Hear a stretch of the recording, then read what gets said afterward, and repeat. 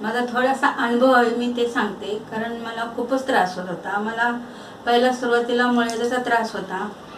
ते कंटिन्यूस औषधं मी घेतली. आता माझा म्हणजे एकदम क्लिअर झाले. आणि दुसरा म्हणजे त्रास म्हणजे खूप म्हणजे सोरायसिस हाताला आणि पायाला खूपच झालेला होता. खूप म्हणजे भरपूर औषधं घेतली तरी काय फरक पडला नाही. कपडे धुवायला, स्वयंपाक करायला, असं काय करायचं झालं तर लाज वाटायची. असे पुढे हात जरी एक पुढे पसरला तरी कोणा पुढे खूपच लाज वाटायची. एवढा हात काळे आणि रेषा वगैरे उठलेला, खाज वगैरे हातापायांची, खूप म्हणजे खूपच त्रास होत होता. भरपूर औषधं घेतली पण काहीच फरक पडला नाही. औषधाने उलट वाढायचं. आणि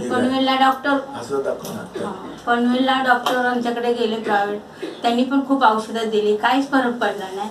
मग एवढा त्रास होत होता की म्हणजे भरपूरच. मग इकडं डॉक्टर डेरे यांच्याकडे होमिओपॅथिक औषधे 1 वर्षाचा कोर्स पूर्ण केला.